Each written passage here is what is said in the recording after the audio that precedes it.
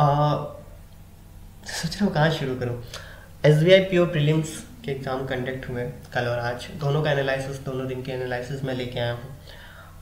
जो मोटा मोटा आपके लिए जानना है जो आगे जा रहे हैं, अगले सैटरडे संडे पेपर है। पेपर जो है वो मॉडरेट लेवल का है, इजी टू मॉडरेट है।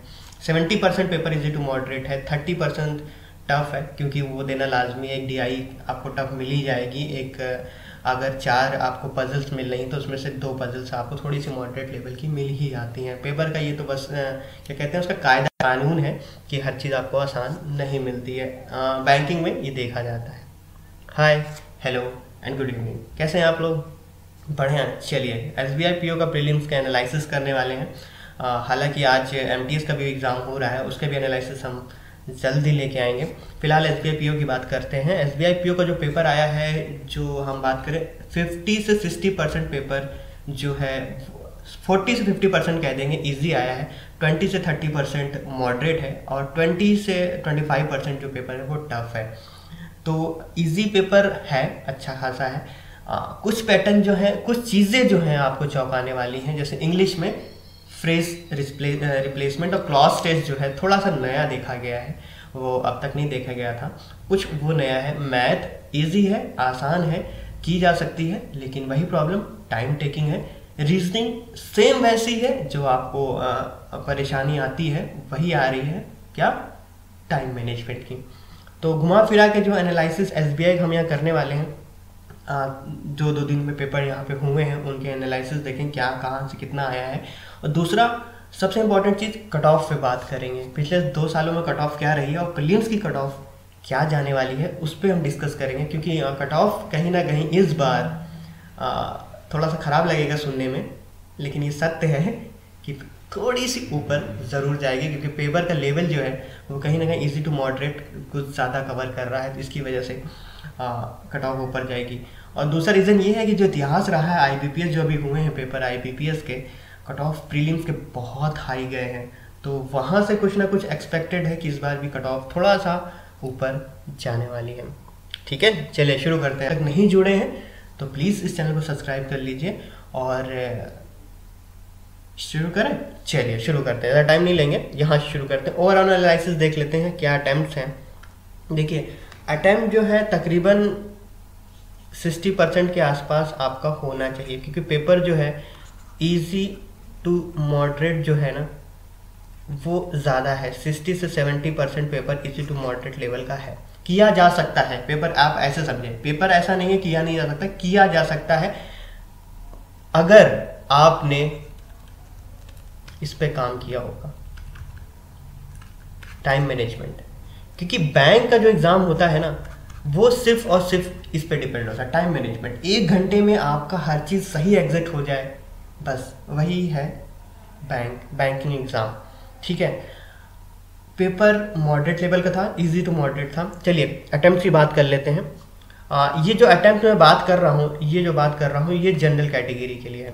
ठीक है, OBC और SC ST के लिए बात नहीं है, ये सिर्फ जनरल कैटेगरी के लिए मैं बात कर रहा हूँ। OBC SC कैंडिडेट के लिए भी मैं बात करूँगा आगे।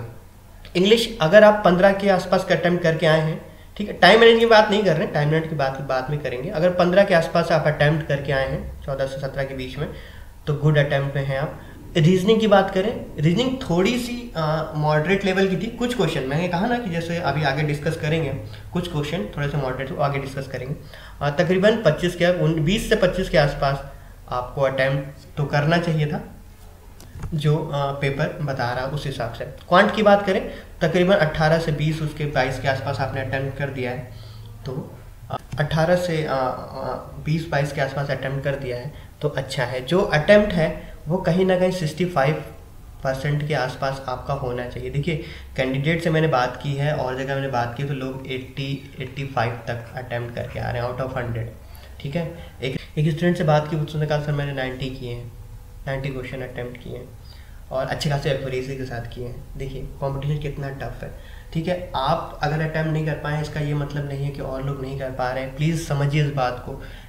और आप क्यों नहीं अटेम्प्ट कर रहे हैं मैं जानता हूँ, ये नहीं कि आपको आता नहीं था, आपका इस पे काम नहीं आपने नहीं किया था, टाइम मैनेजमेंट है, आपका टाइम खत्म हो गया, आप उतने अटेम्प्ट नहीं कर पाए। प्लीज़ अगर आगे भी एग्ज़ाम जा रहे हैं तो प्लीज़ बैंकिंग एग्ज़ाम में सबसे पहला चीज़ जो आपको याद रखना है वो है टाइम मैनेजमेंट। कितने आउटपुट आप कितने कम टाइम में निकाल पा रहे हैं, बस वही आपको देखना है। ऐसा नहीं आप कर नहीं पाओ, वही पजल्स, वही डीआई, वही घुमा फिरा के वही सिलेबस है, वही चीज़ है, क्यों नहीं हो पा रहा है? क्योंकि आपका टाइम मैनेजमेंट पे आप काम नहीं कर रहे हो। प्लीज़ उस पर काम करिए। जो बच्चा 90 करके आया है वो क्यों करके आया? क्योंकि आपको इतना आता था, उसको भी उतना आता था, लेकिन आप नहीं अटेम्प्ट कर पाए। उसने अटेम्प्ट कर लिया क्योंकि वो टाइम मैनेजमेंट पे काम कर रहा था। उसे पता था कि इंग्लिश मुझे इतने देर में खत्म करनी है, रीजनिंग में मैं कहाँ टाइम उलझूंगा तो मुझे छोड़ देना है, क्वांट में अगर क्वेश्चन नहीं निकल रहा है तो उसमें उलझना नहीं है। आप उलझे हो, मुझे पता है आप उलझ गए हो, वहाँ टाइम आपने खराब किया है। ठीक है, तो ये टोटल अटेम्प्ट है 60-65 के आसपास, आप 90% एक्यूरेसी के साथ करके आए हो, तो वेल गुड अटेम्प्ट है। ठीक है, चलिए आगे बढ़ेंगे। पर्टिकुलरली बात करते हैं, क्वांट की बात करते हैं। देखिए दोनों दिन का जो पेपर हुआ है 29 और 30 को, 29 और 30 को जो पेपर हुआ है, तकरीबन 99% सिलेबस सेम है, पैटर्न सेम है, सब कुछ सेम आया है, कुछ बदलाव नहीं किए हैं, उन्हें सब कुछ वैसा ही था। तो कुछ घुमा फिरा के मैं दोनों दिन के एनालिसिस लेके चल रहा हूँ। क्वांट की बात करें तो missing series 5 question easy level के थे, किए जा सकते थे अगर आपने डीआई 2 आई है, एक इजी है और एक मॉडरेट है। ठीक है, एक इजी है, एक 5 नंबर की इजी है, 5 नंबर की मॉडरेट है। इनक्वालिटीज आई हैं, इजी हैं, की जा सकती हैं अगर आपने प्रैक्टिस की। अप्रॉक्सीमेशन इजी है, किया जा सकता है। मिसलिनियस इजी टू मॉडरेट है। मैंने कहा था कभी भी इसमें मत उलझिएगा। ठीक है, आपका जो अटैक करने का जो है वो आपका ये होता है, ना कि ये। ठीक है, ये जो आपने 20 नंबर का है, ठीक है, नहीं 25 नंबर का जो है ना, ये अटैम्प्ट मैंने कहा है, जो मैं कह रहा हूँ ना कि 25 के आसपास अटैम्प्ट होने चाहिए, वो ये है, ये चीज़ है 25 नंबर। ये कभी भी 10 नंबर में अरेंज इसमें मत उलझिएगा। इस 25 में से अगर आपने 25 अटेंड किए हैं, ठीक है, उसमें से अगर 20 या 22 भी आपके सही हो जाते हैं, ठीक है, अगर 90% एक्यूरेसी के साथ चलें तो 20 या 22 के आस 21-22 भी आप सही अटैम्प्ट करते हैं तो आपने अच्छा अटैम्प्ट किया है। इसको मैं क्यों मेहनत करता हूँ, क्योंकि speed, distance, time, profit, loss जो होता है ना, क्वेश्चन पढ़ना, कॉन्सेप्ट लगाना, फिर करना, क्वेश्चन पढ़ना, कॉन्सेप्ट लगाना, फिर करना, ये टाइम, ये जो होता है ना, ये टाइम बहुत लेता है, ये टाइम टेकिंग होता है। इसलिए मैं हमेशा कहता हूँ प्री में कोशिश करिए, इसको नेगलेक्ट कर दीजिए। ठीक है, अगर आप आगे जा रहे हैं तो प्लीज़ इस बात को ध्यान रखिएगा, इसको हमेशा नेगलेक्ट करिएगा। ये टाइम टेकिंग नहीं होते हैं। अगर आप इस पर प्रैक्टिस कर रहे हैं ना तो आपको हार्डली, आपको मैं बता रहा हूँ 15 से 20 मिनट लगेगा, आप ये 25 के 25 क्वेश्चन सही कर सकते हैं। ठीक है, चलिए आगे बढ़ेंगे, बात करते हैं इंग्लिश की। मॉडरेट थी, मॉडरेट इन सेंस क्यों थी? इजी टू मॉडरेट क्यों नहीं थी, इमॉडरेट क्यों थी? क्योंकि ये चीज़ और ये चीज़, दो चीज़ स्टूडेंट के लिए नया था। ठीक है, साइबर सिक्योरिटी कल आया था पहले सेक्शन में, ये मतलब कल 29 तारीख को पहले सेशन में 2 देखे गए थे। देखिए कॉम्प्रीहेंशन का भी, आरसी का भी मैं बता दूं, अगर आप एसबीआई देने जा रहे हैं और आरसी के सोच रहे हैं क्या आएगा, तो कभी भी एसबीआई में स्टोरी बेस्ड आरसी आपको कभी नहीं मिलेगी। ठीक है, हमेशा वो मैनेजमेंट, साइबर या पॉलिटिक्स, इन सब पे मिल सकता है। स्टोरी बेस पे कभी उम्मीद मत करिए कि आपको स्टोरी बेस आरसी मिलेगी। ठीक है, 10 में से 4 जो थे एंटोनिम्स और सिनोनिम्स मिले थे इसमें से। ठीक है, आप आगे जा रहे हैं तो इस बात को ध्यान रखिए कि जो एंटोनिम सिनोनिम्स होंगे कहीं ना 3 से 4 आपको 10 में से मिलेंगे। क्लॉज टेस्ट में क्या नया था? क्लॉज टेस्ट में आपको ब्लैंक्स दिए हुए थे, उससे मिलते जुलते वर्ड्स आपको सेलेक्ट करने थे। ठीक है, ये नया था। फ्रेज रिप्लेसमेंट में फ्रेज दिए हुए थे। ठीक है, मतलब एक सेंटेंस होगा, उसका फ्रेज होगा। जैसे मैं एग्जांपल एक देता हूँ आप छोटा सा, जैसे मान लीजिए एक आया था, they are not be aware, एक minute, be aware of all the fact. ठीक है, तो जो आपको फ्रेज रिप्लेस करना था वो ये था, इसकी जगह पे ये आर नॉट बी अवेयर, सुनने में गलत लग रहा है, आर नॉट बी अवेयर होता ही नहीं है, आर नॉट अवेयर होगा। ठीक है, तो इस तरह के A B C D E 4 option होंगे, आपको ये फ्रेज जो था वो रिप्लेस करना था। इस तरह से क्वेश्चन थे, फ्रेज रिप्लेसमेंट, ठीक है। क्लॉज टेस्ट में ब्लैंक्स दिए हुए थे, आपको ब्लैंक्स रिप्लेस करने थे सही सुटेबल वर्ड से। ये 2 चीज़ें नहीं थी, 10 का दम कह सकते हैं, हर चीज़ 3 क्वेश्चन 10-10 के क्वेश्चन आए थे, ठीक है। थोड़ा सा मॉडरेट था क्योंकि थोड़ा सा नया था इसलिए मॉडरेट था, और थोड़ा सा लेवल भी थोड़ा सा इसका इंग्लिश का जो था वो कहीं ना कहीं थोड़ा सा ऊपर था, ठीक है। चलो आगे बढ़ते हैं। रीजनिंग सबसे ज़्यादा टाइम ये लेता है रीजनिंग, क्यों? क्योंकि इसका मतलब ही है टाइम। रीजनिंग मतलब आपको सोचना, आप सोचोगे टाइम लोगे। इनक्वालिटीज सेलिज्म नहीं था, ठीक है, सेलिज्म नहीं देखा गया था। इनक्वालिटीज आई थी 5 नंबर की इजी। पजल्स आई थी, देखिए पजल कहीं ना कहीं 20 से 22 या 23 नंबर की थी। और मैं बताऊं पजल्स आपको अगर दी गई, लीनियर थी, रो थी, और 4 तरह की होती हैं पजल्स, डायरेक्शन वाली थी, सब थी। लेकिन ये आप एक्सपेक्ट नहीं कर रहे थे कि एक पजल में 5 क्वेश्चन हो, ठीक है। कहीं 3 क्वेश्चन थे, कहीं 4 क्वेश्चन थे, कहीं 5 क्वेश्चन थे, इस तरह दिया। तो इस तरह के 22 नंबर की पजल आई थी। मैंने पहले भी कहा अगर बैंक की तैयारी कर रहे हैं तो ये टॉपिक पे ध्यान दीजिए। अगर मैथ में है तो DI पे ध्यान दीजिए, अगर रीजनिंग है तो पजल पे ध्यान, क्योंकि ये आप कुछ भी ना करें, अगर पजल सिर्फ पढ़ें और पजल्स पे अगर कमांड कर लें तो भी आप एग्ज़ाम क्रैक कर सकते हैं। ये खूबसूरती है बैंकिंग की, ठीक है। चलिए ब्लड सेंस रिलेशन 2 क्वेश्चन थे, और ऑर्डर इंग्लिश 2 क्वेश्चन थे, कोडिंग डिकोडिंग से 2 क्वेश्चन थे, 35 क्वेश्चन टोटल थे। पेपर कहीं ना कहीं ये जो लेवल था वो इजी ज़्यादा था, 70 से 80% ईजी था। बस क्या करना था, टाइम पे काम करना था। टाइम मैनेजमेंट आपका थोड़ा सा ठीक होता तो कहीं ना कहीं आप ज़्यादा से ज़्यादा अटैम्प्ट कर पाते। ये एनालिसिस 29 और 30 दोनों तारीख का है, दोनों को मिला के मैं पेपर कैसा आया, समावेश दोनों को बनाया है मैंने, तो दोनों को यहाँ पे जोड़ के मैं रख रहा हूँ आपके सामने। देखिए ये जो मैं कर रहा हूँ, ये मैं एनालिसिस जो कर रहा हूँ, ये एनालिसिस तो बहुत लोग कर रहे हैं, इसमें कुछ नया नहीं है, इसलिए मैं इस पर ज़्यादा तवज्जो भी नहीं दे रहा हूँ कि इस पर ऐसा कुछ था, ठीक है। आगे जो जा रहे हैं, आगे सैटरडे संडे जो पेपर दे रहे हैं, प्लीज़ इन सब पे काम करिए। जो मैं कह रहा हूँ इस पे पजल्स और सिटिंग अरेंजमेंट पे बहुत ज़्यादा काम करिए, क्योंकि देखिए काम करना ये नहीं है कि मतलब आपको अगर वहाँ गए तो सिर्फ पजल्स और सिटिंग अरेंजमेंट ही सॉल्व करनी है, क्योंकि वो भी जानते हैं कि बंदे अगर 4 के 4 पजल सिटिंग अरेंजमेंट कर लेंगे तो उनकी तो बल्ले बल्ले है, लेकिन वो बल्ले बल्ले आपका होने नहीं देंगे। क्यों? क्योंकि वो जानते हैं कि 2 पजल्स आसान हम जरूर दे देंगे, लेकिन 2 पजल वो मॉडरेट देंगे, एक कहीं ना कहीं डिफिकल्ट होगी, ठीक है।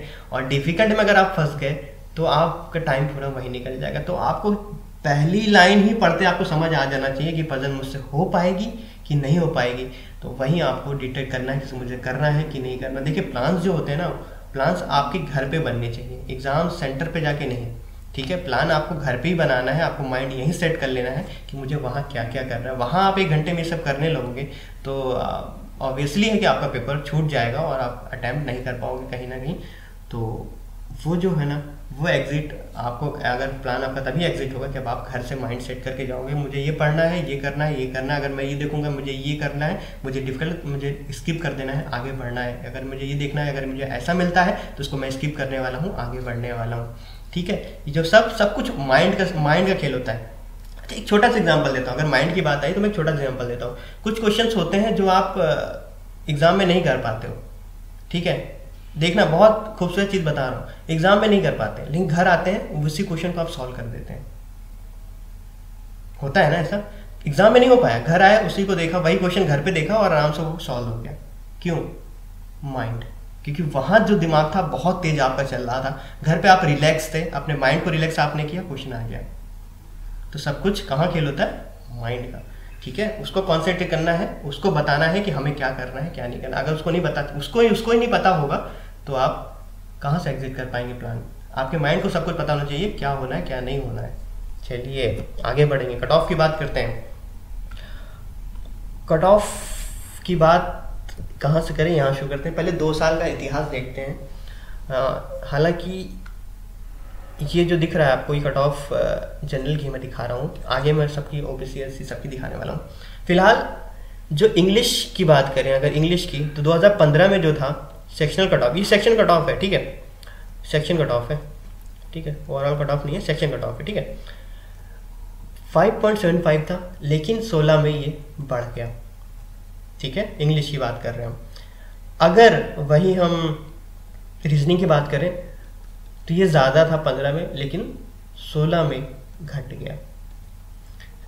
देख रहे, खूबसूरती देखिए आप, ठीक है। क्वांट की 7.5 था और ये 2016 में बढ़ गया। क्यों ये रीजनिंग का ये गिरावट क्यों आई पता है? क्यों? क्योंकि ये जो हो गया है ये टफ था। 2016 का जो रीजनिंग था वो कहीं ना कहीं थोड़ा सा मॉडरेट लेवल ज़्यादा आया था, ठीक है, उसकी वजह से गिरावट हुई थी। 2016 की पूरा हम एग्जैक्टली सबका देख लेते हैं। देखिए पिछले लास्ट ईयर के प्रीलिम्स की कट ऑफ मैं दिखा रहा हूँ आपको, ठीक है। जो इंग्लिश थी वो 6 नंबर थी, लेकिन 8.75 जनरल की थी। रीजनिंग की बात करें, SC ST OBC की बात करें 4.25 थी, 7 थी जनरल की। क्वांट की बात करें तो 4.25 थी, 7.25 जनरल की थी। अच्छा, कभी कभी आपको दिमाग में नहीं आता है कि 4.25 नंबर भी नहीं आ पाए मेरे, लगता नहीं है कभी। 4.25 कितना है? कुछ भी नहीं है। अगर आप रीजनिंग की बात करें, एक पजल भी आप कर दें तो आपके 4 नंबर तो पक्के हैं, 4 नंबर तो पक्के हैं, एक पजल कर दें। लेकिन हेजिटेशन इतना हो जाता है वहाँ पे, इतना नर्वस हो जाते हैं कि सब कुछ गलत करके आते हैं, उसकी वजह से क्या होता है? Negative marking. प्लीज़ इस चीज़ से बचिए। ये सबसे अवॉइड करने वाली चीज़ है, वो है नेगेटिव मार्किंग। नेगेटिव मार्किंग जितना अवॉइड कर सकते हैं वो करिए, क्योंकि हम करके आते हैं 10 नंबर का सही, लेकिन नेगेटिव मार्किंग वो कहीं ना कहीं हमको वो 4 पे ले आती है, ठीक है। तो नेगेटिव मार्किंग से बचिए। ओवरऑल जो था, अगर ओवर टोटल की बात है, टोटल भी कट ऑफ बनती है, तो जो था जहाँ तक मुझे याद है, जनरल का जो बात करें तो वो कहीं ना कहीं ओवरऑल कट ऑफ जो जनरल की थी वो 47.50 थी आई थिंक। और OBC की बात कर लें, लास्ट ईयर एक टोटल कट ऑफ भी बनती है, 44.50 थी। SC की बात करें तो 38.75 थी। ST की बात करें तो कहीं 29.25 थी। विजुअल हैंडीकैप की 37 थी आई थिंक। और ठीक है, ये ठीक है, जितना मुझे याद है शायद, हाँ इतना था, हाँ इतना ही था, 4.75। ठीक है ठीक है ठीक है ठीक है। चलो, ये टोटल कट ऑफ थी, ठीक है। ये सेशनल कट ऑफ थी, ये टोटल कट ऑफ थी लास्ट ईयर की हम बात करें 2016 की, ठीक है। चलिए अब हम देखेंगे इस साल क्या हो सकता है। हालांकि अभी भी थोड़ी बहुत जल्दबाजी हम कर रहे हैं, लेकिन फिलहाल पेपर का जो लेवल हमने देख लिया है, स्टूडेंट्स हमने बात कर ली है, तो कट ऑफ अब हम थोड़ा बहुत गेस कर सकते हैं। चलिए सेक्शन कट ऑफ बात करते हैं इस ईयर 2017 के SBI PO प्रीलिम्स 2017 की बात कर रहे हैं। सेशन कट ऑफ इंग्लिश का जो है जनरल का है, ये जनरल की है, OBC SC ST और हैंडीकैप, विजुअली हैंडीकैप सबकी बात यहाँ करेंगे, ठीक है। चलिए पेपर जो हमको देखने में मिला है वो है मॉडरेट, ठीक है, इजी टू मॉडरेट है। इजी टू मॉडरेट जो है 70% मिल रहा है, तो कहीं ना कहीं कट ऑफ जो है वो रेज होने वाली है। कहीं ना कहीं जनरल का जो है वो 9 नंबर के आसपास होगी, रीजनिंग का जो है 8 नंबर के आसपास होगी, मैथ क्वांट की बात करें तो 8.5 तक जा सकती है। अगर OBC की बात कर लें यहीं पे, OBC ST, क्योंकि इनकी cut off section cut off एक ही होती है, तो कहीं ना कहीं 7 नंबर के आसपास होगी, ठीक है। और रीजनिंग की बात कर लें तो कहीं ना कहीं वो भी 7 नंबर के आसपास होगी। क्वांट की बात कर लें तो 5 नंबर के आसपास होगी, अगर OBC SC और ST की बात हम करें तो, ठीक है। ये है सेक्शन कट ऑफ। अगर टोटल की बात कर लें, चलिए टोटल देख लेते हैं। चलिए टोटल देख लेते हैं। जनरल की बात करें तो लास्ट ईयर जो हमारे पास था 47 था, लास्ट ईयर 47 था हमारे पास। इस बार कहीं ना कहीं 50 से 52 के आसपास रहने वाली है। OBC की बात करें तो लास्ट ईयर 44 था, इस बार कहीं ना कहीं 47 से 50 के आसपास रहने वाली है। SC की बात करें, लास्ट ईयर 37 था, इस बार कहीं 40 से 42 के आसपास। ST की बात कर लें तो कहीं ना कहीं 30 से 32 के आसपास है। स्लाइड जो है हल्का सा चेंज होगा, वो +-3 जो जा रही है ऊपर जा रही है। क्यों? क्योंकि पिछली बार जो प्रीलिम्स का पेपर था वो कहीं ना कहीं मॉडरेट लेवल ज़्यादा था, इस बार इजी लेवल भी काफ़ी कुछ कवर कर रहा है। पिछली बार इजी टू मॉडरेट जो था वो कहीं ना कहीं 50% ही था, 50 से 60%, इस बार 70 से 75% देखा जा रहा है। तो जो मॉडरेट इजी लेवल पेपर जो हल्का सा स्लाइड हुआ है वो 3 नंबर का गेन दिखा सकता है। देखिए कहने को तो कुछ भी नहीं कह सकते हम, ठीक है, कहने को जो प्रीलिम्स का भी जो हुआ है आईबीपीएस में इतना ज़्यादा कट ऑफ गया है प्रीलिम्स का कि हम लोग गैस ही नहीं कर सकते थे। लेकिन ये जो है वो थोड़ा सा स्लाइड ऊपर होगा, थोड़ा सा स्लाइड होगा, कट ऑफ ऊपर जाएगा, लेकिन 50 से 52 के 53 के आसपास रहने वाली। अभी भी आगे पेपर है, उसको भी देखने के बाद फाइनली डिसीजन क्या होगा। फिलहाल जो हमको दिख रहा है वो यही कट ऑफ दिख रहा है कि 50% तो आपको सही करना ही है अगर आप जनरल कैंडिडेट हैं। अगर आप ओबीसी कैंडिडेट हैं तो कहीं ना 47 से 50 के आसपास आपका चक्र घूम सकता है। एससी एससी कैंडिडेट के लिए 40-42 है, एसटी के लिए 30-30, क्योंकि स्लाइड जो चेंजेस हो रहे हैं वो इस वजह से हो रहे हैं क्योंकि पेपर जो है कहीं ना कहीं मॉडरेट लेवल का ज़्यादा देखा जा रहा है। ठीक है, यही रीज़न है कट ऑफ रेज होने का।